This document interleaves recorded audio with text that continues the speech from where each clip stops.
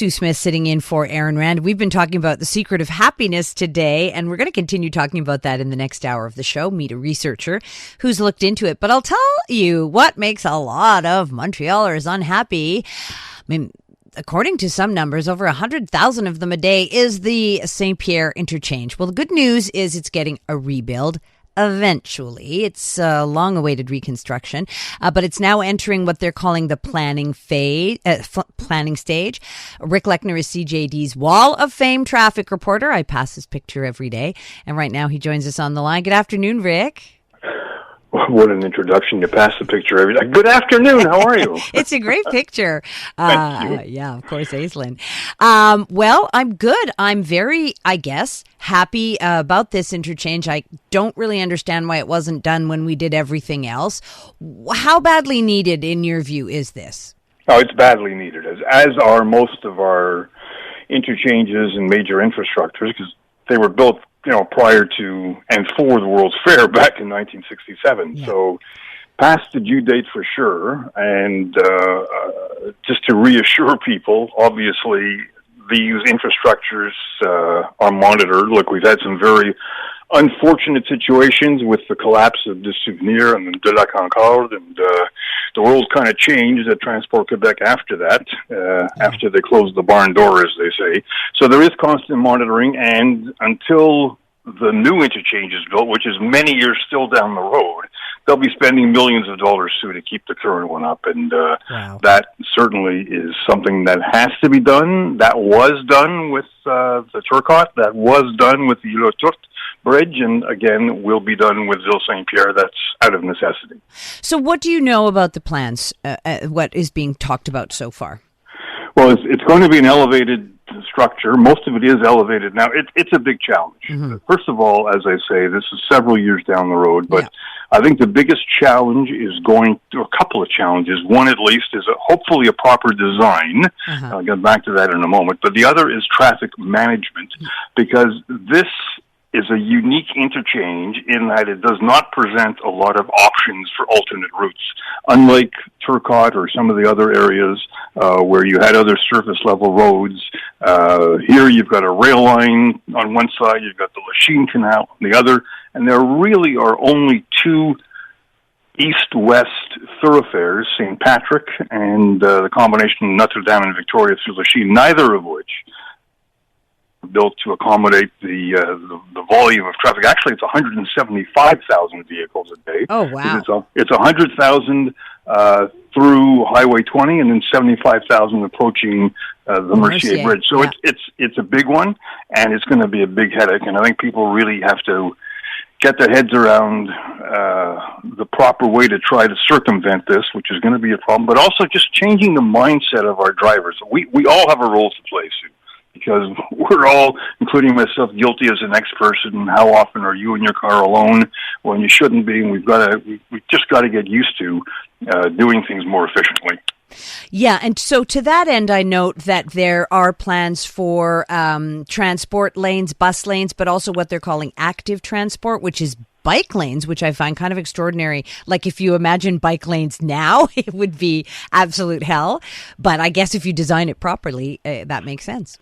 Well, I think any new interchange or any new throughway has to have integrated lanes, such as you just mentioned. In fact, Cavendish, if ever it is built, and I always have the if ever in there, it will have a bike lane and a bus lane as well, and that's the way it should be. That's the way of the world today, and there's no question about that. And I think that's once it's built. But I'm saying that getting to the end result of having Ville Saint-Pierre Interchange rebuilt is going to be painful because there's just not too much real estate to play with in terms of providing alternate routes of transportation.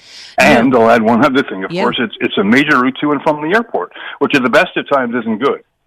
No, and it is always, and I was saying this earlier, is that it's always the choke point, right? I mean, the new Turcotte is fantastic, the Ville Marie is fantastic, and even the 20 coming up to it from 32nd is fine. It's just that when it goes down to 2 lanes, everything stops. So it doesn't matter how good all the other stuff is. Therein lies the problem. You hit the nail on the head, because I spent tens and tens of millions of dollars redoing Highway 20 through the Turcotte Yard, which is between the two interchanges, Turcotte and Ville Saint-Pierre, but you've got 4 or 5 lanes merging into 2 at Ville Saint-Pierre. It doesn't work. No.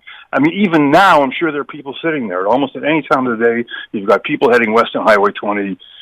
They're just thinking, what the heck am I doing here? And this is constant. But to your point about getting to the airport, like especially if you take a taxi, you know, you have a dedicated lane, but then you get stuck in that same bottleneck as everyone else. So, but just in terms of a redesign, like I take your point, and I'm sure you and I will have, or you and somebody will have many opportunities to talk about the pain it's going to be. But what, from my reading of the article in CTV, says that there are 8 different arteries that are going to have to be kind of torn down and rebuilt. He said, so, and to your point, like, is there even the real estate to expand it? Like, if you were advising them, what would you even say? It just seems like I don't know, a Jenga or something. It's a difficult, there's no easy answer to that. And as you just correctly stated, there are 8 pieces to the puzzle, which have to be put back together. Is there a way to increase public transit through their rail lines? They're going to have to really take a serious look at this. And again, I think trying to fix it so that everything works properly is a very difficult chore, because, as you point out, there just isn't enough land to do it, and it goes through a heavily urbanized area. There's heavy industry there. There's heavy residential area. The thing is ugly as heck. Yeah. I'm just wondering how it's going to look, you know, once it's all elevated. They managed to do it with Turcotte, although most of the urban interchanges, such as the Bonaventure route, such as the Parkland interchange, are all surface level, and they did a very good job. They look a lot better. So the first thing that struck me is when they said it's all going to be elevated again. I said, really? Yeah, why? It's going to be very interesting to see what the next few years hold in terms of the consultations and what the residents have to say and what the planners have to say. That's why I think it's going to be a bit of a prolonged process before we get to a shovel in the ground. So, and that's the other thing that doesn't get talked about a lot is Saint-Pierre itself. I mean, Ville Saint-Pierre is a community with people living in there. And one of the things I noticed it says in this preliminary report is that they're going to try to kind of rejoin the community, which is kind of split in half. How feasible do you think that is? It's ugly there. Yeah, it's terrible. You're living in the shadow of an interchange almost, 24 hours a day. So how they're going to do that right now, I'd say, is beyond me. There are a lot of people out there, a lot smarter than I am, a lot of engineers who know what they're doing. I hope because we've got some examples of they didn't do such a good job in the past. And you can point to Highway 20 at Turcotte Yard, to the Leckner Circle, even to part of the Carry interchange when they redid it. At the top end, you've still got that terrible area between Jean Talon and the Carry interchange, where you've got the entrance from Paris, the exit to Jean Talon, then the exits and the entrances to the Metropolitan Boulevard. Too much crisscrossing traffic and accidents there almost every day. Yeah. Okay, so given that, and just to finish up, I mean, you have, though, mentioned some projects that have worked and have been good. How confident are you in the process? They did it. You have to be confident. You have to be positive, and hopefully they'll learn from some of the mistakes, and they'll be able to put the heads together, because they did a very good job in the Turcotte interchange and that whole, other than Highway 20. Great, and the Ville Marie too. And the Ville Marie, it came in on time, on budget, which is almost unheard of. So I've been somewhat negative. With reason, unfortunately, but I'm hoping that this will go well. We have the time to do it. The interchange, because of the attention they're paying to it, will remain safe, and that's very important for people to know. Yes, it'll cost a lot of money, but it's got to be done. But let's use the time efficiently and intelligently. Well, let's hope that happens. All right. Well, listen, great getting your input. Thanks so much for your time, Rick. My pleasure. Thank you, Sue. Bye-bye. That's Rick Leckner, CJAD 800 Wall of Fame traffic reporter. He's up there on the wall with Aislin's portrait. And looks like we're in for a long, long run. So this is just the planning stage, by the way, and that could take years and years. But at least if you drive it every day, as 175,000 of you do, I bet you can't wait.